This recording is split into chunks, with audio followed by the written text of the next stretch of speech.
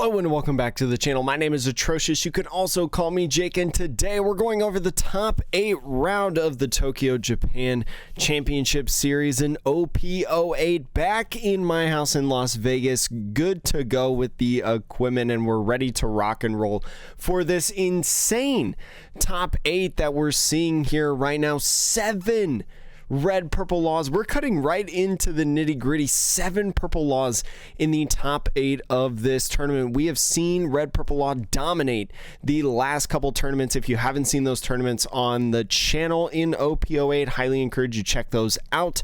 Just look at all the titles and thumbnails and you'll see red purple law everywhere. I am getting so good at broadcasting the red purple law mirror match. And then the only other deck in this top 8 is Enel. And so we are at least guaranteed to have 3 of the 4 spots in top 4 be red purple law, and 1 of the top 2 spots be red purple law as well. You know by the title and thumbnail of this video, we are going to be watching, I believe, the Enel and red purple law in this match. Thankfully not showing a red purple law mirror match, probably seeing repeat matchups for the rest of this tournament in through this top 8 bracket. But before we get into it, a couple quick things. One, this is not my stream. This is the official stream right here that they produced, the official One Piece trading card game Japan produced. This is their stuff. If you want to watch the actual stream, not hear me yap, feel free to click the link in the description below. And I'm also going to challenge myself a little bit in this video. For you longtime watchers, you know that I have started to say the word overall a couple times. So I'm going to challenge myself in this video. By the end of the video, I'm going to say overall single digit times. The goal of today is to only say it up to 9 times overall, because I feel like I've been saying it a lot lately. And also I kind of just want a visual counter on the screen of how many times I've said it. So here we go. The red purple law going first in this one. The Enel deciding to go, or is going second overall. Looking at the hands, I see a Reiju in the red purple law's hand. At least Reiju, a really good card in this deck to be able to draw. A lot of times when we've seen these red purple law decks play, the Reijus are what has made the difference in this in these games. I almost said overall right there. That one right there didn't count, but I just wanted to let you know that this is actually going to be a lot more difficult than I anticipated. What else is in their hand? A pretty good hand. And so looking at the red purple law's hand right here, we see the Black Maria, very good card in this matchup, and then also the Pudding and Black Maria, just really good cards in general to be able to really hold steady your Dawn management. We see a 4-drop law as well in this hand. The 4-drop law going to be really good for Enels, because Enels love having huge hands, taking life really easily at specific points of the game. The Reiju is going to be great, because the Reiju, lots of games we've seen it time and time again, especially when it comes down to the mirror matches of red purple laws, that the Reijus are what makes the difference. And then that Sanji blocker in there is going to be very nice off of the leader effect. So going to be looking now at the Enel's hand. It's got the Capone Beige right there. That's a please save me event. That's that 1-cost counter event in hand.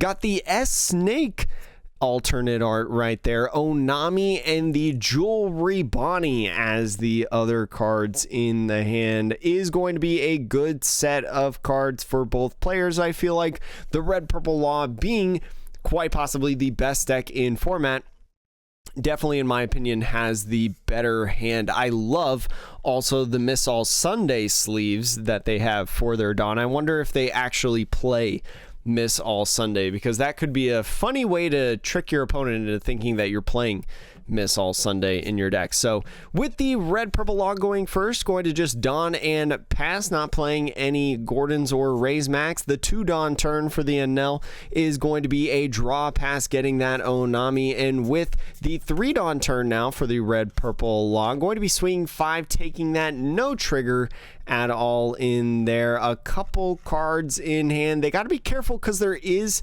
7 at this point. So one thing that you can do after playing this Black Maria, use that effect and then use leader effect to put 3 Dawn back, put that law down to catch 1 and 2 of these cards in the Enel player's hand. You would go down to 2 Dawn at the end of the turn, but you do get 2 very valuable cards, especially in that Bonnie and Onami. The Bonnie is a very nice card that came out in OP08 that allows you to draw 2 and discard 1 when your opponent loses a life. So could be something that we see played in the future, but for now on the 4 Dawn turn, going to be looking around at this hand. There's another alternate art in there, that regular Nami in OP08. That's a blue alternate art there on the very left side. So got another Onami, I think, off of the draw. 3 Onamis seen thus far in the game. And so thinking about what they want to do with 4 Dawn overall. 4 Dawn, you don't necessarily have like a great play overall. You can leave 1 Dawn open if you're afraid of another swing coming in. It's a little bit awkward right now because you do have 3 life, where the Please Save Me event gives you bonus power if you have 2 or less life. So it could just be something that after getting you down to 2, the red purple law player just says, okay, I'm not going to swing with anything else. I'm just going to establish bodies, as we see the Queen and the Reiju in hand. So going to be going the round of Onami and swinging 7 at lead. Going to be a little tricky with only 4 cards in hand. Might see this life get pitched, and they are. It's going to be a Sachi Penguin, which is a very, very nice card. Anytime that you can get rid of a 2K from a red purple law deck is a good time. And with a Reiju top deck as well, we could see a situation where Reiju is played, hard played right there, with all 4 Dawn to draw 2 cards, and then with the leader effect playing the other Reiju to have 5 cards in hand as that Reiju is being played, and draw just 2 more in general after bottom decking that Onami. It looks like they're going to instead, though, play the Sanji. So interesting choice to play the Sanji. It is going to be a blocker. Maybe worried about another Onami, and that 5K swing right there is going to be a potential trigger. We'll see if they decide to play. It looks like it is a play trigger, and it is a Luffy trigger. That new Egghead Luffy trigger does have a trigger of K up to one of your opponent's 4 cost or less characters.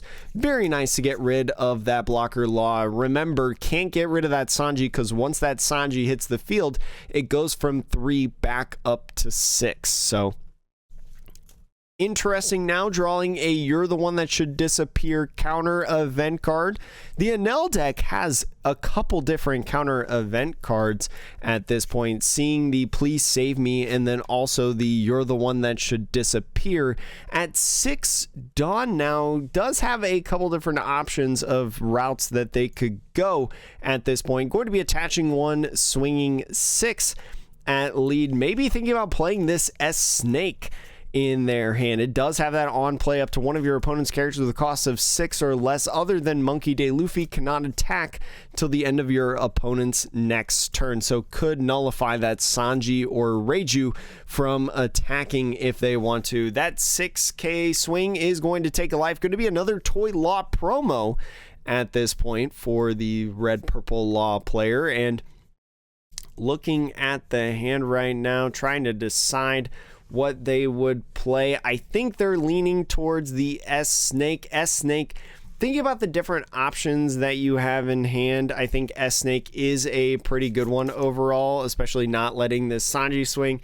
It does have a lot of value staying up as a blocker, but as a 6K body overall, it could be troublesome for you at specific points. So going into now the 6th Dawn turn for the red purple law, taking a look around, thinking about playing the Queen. Would be able to draw 2 and trash 2 off of this after using that Dawn minus effect, or I'm sorry, draw 2, trash 1 overall. Did finally find a Gordon, so could use that Gordon right there if they trash one card and then play the Gordon off of the leader effect, playing the Reiju. I think they would have 5 in hand at this point, so could bottom deck that S Snake, because that S Snake is a 6,000 power character in this stage of the game, and through the Black Maria effect you would be able to stay around at 6 Dawn overall in this, because you would go down to 2 Dawn overall, and then your Black Maria effect would bring it up to 7, as you're at 8 right now. But first, just going to be swinging the Reiju, swinging a 5, see what happens. It is going to be a life and a potential trigger. Might be a play down, trash one card in their hand to be able to put this down. I can't tell exactly what it is. It looks like it's going to be a Nami. So the Nami in OP08 does have a activate this card's on play ability. You may trash one card with the trigger from your hand, KO up to one of your opponent's characters with the cost of 5 or less. Then if you have 3 cards or less in hand, draw one card. They had a bunch of cards in hand, but was able to get rid of that queen that they had just played down. But off of the Gordon, going to be bottom decking that S Snake and bottoming it to be able to play the Reiju. And with 5 cards exactly in hand, going to be drawing 2 cards again. Reiju just drawing, and it's going to be a Law and a Raise Max. Law and Raise Max, not bad cards to get at this stage of the game, especially with the Enel not having any bodies of the board. You just have to worry about attacks, and especially with a blocker on the field and another 2 potentially in the cannon for you in the Law and the Queen. You're going to be able to survive a bit, especially if you can continuously get rid of these characters and draw these Dawn or power minusing effects. Now, a little bit tricky of the hand with this Enel player right now. You do have those minus or boost, counter boost events overall, but the Nami being a 5,000 power character could be something that you do, but what do you get rid of that has a trigger? You only have 2 other 2Ks in hand, right, in the Frankie and the Beijay, and then the 0 cost event is always a pretty good card, especially when you draw into some of your non-counter big monster cards, right? And the Please Save Me as well has a trigger, but it can give you at this point 3,000 powers, so could be a little bit tricky if you want to freeze one of these characters. First, going to be attaching to the Enel and swinging 7 at the Reiju, maybe trying to get the block on the Sanji right here. We'll see exactly where they want to go. Could be an easier counter out, since you do have that Black Maria in hand. Black Maria and Sanji, both 2K. So going to be blocking with the Sanji and pitching the Black Maria. You already got one Black Maria on field. You do not need another. So excellent to save that Sanji. And with that Onami right there is going to be pitching a card to discard. I think maybe the 0 cost event is something that you can get rid of, but valuing that more than the 2K and going to be getting rid of a Reiju at that point. I don't know. And then with 3 in hand, I didn't even think about that at first because this is my first time seeing this Nami. They got to draw another card off of that as well. Unfortunately, it was a 0 cost event, which doesn't synergize pretty well with the hand. Looks like it could be a really tough spot for the Enel trying to get out of this game. But the red purple Law on the right side has plenty of items at their disposal. They do have a Raise Max to be able to bottom deck and then also place something down like the Sanji. Could also play the Queen with them being at, I think, 8 Dawn overall. Insane that they have done bottom decking every single turn and they are still at 8 overall, matching exactly with the Enel at this point. So crazy to see this deck function, and this is probably my 10th time seeing this deck played in the OP08 format. But a potential trigger off of this life with this swing, this 5K swing. Thinking about playing it right now, could be a card that could help them out. trying to think of what potentially it could be. If it's a Frankie, right, you'd be able to play the card without much condition, so probably not that one. It is going to be a Capone Beige, and told them not to swing with the Sanji there. So the Sanji, again, is not going to be swinging. That's going to be nice because you're probably not expecting another attack. Maybe a Kid and Killer, but with only 2 cards in hand, it's going to be tough. And instead of the Gordon Raise Max, only needing 2,000 power on that 5,000 power body of the Nami, is going to just instead establish a well-powered body for this upcoming turn and bottom deck it, now deciding what exactly they need to put out on the field. So a couple different options. You could put another Sanji. I think Sanji is pretty good. It does fulfill that cost requirement because you are down a bunch of Dawn, and then allows you overall to be able to play that card. So instead of keeping that Black Maria around, is going to be playing the rest of the Dawn with that Law. Just get another blocker. So many different blockers on the field in the face of this Enel. And after top decking a Frankie, not really a top deck that you're looking for, so no characters to be played this turn. Essentially, we could see an all-in with 9 Dawn on the Enel, just swinging away, whether that's at life or maybe at the Reiju, to try to get a blocker to KO or one of these characters going away. Not looking good overall for this Enel. The Enel not really having the momentum to be able to maintain pace with this Law, as Law is going to hit 10 Dawn next turn after using leader effect essentially every turn that they possibly could. Absolutely insane the way this deck can function and the way this deck continues to dominate in the meta. So I think you're spelling out a little bit of doom in this game. It wouldn't surprise me if we did see that attached 9. But if you were trying to figure out your best scenario as possible, right? Not throw in the towel.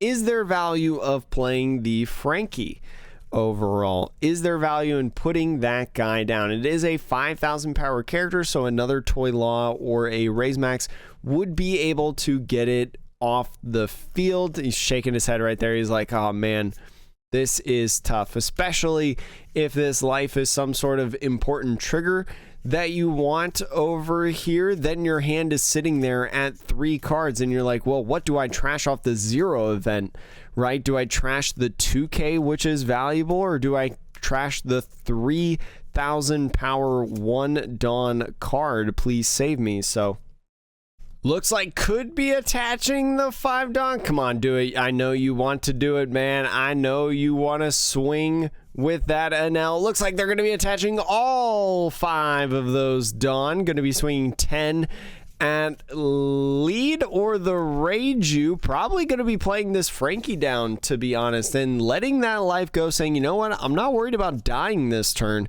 so I'm just going to take that life, get another card in my hand. It's going to be a Raise Max, not necessarily helping you on the counter, but being able to prevent your opponent from being able to hold bodies on the field is just strong as is. So thinking about what's next for this Enel player, and it looks like they are going to be playing that Frankie, leaving 1 Dawn open for the 1 cost event. Maybe thinking about if the life that they'll either get from right here or the leader effect is going to provide some sort of value if they decide to do that. So going to be a 5k swing right here, taking that life. Let's see what it is.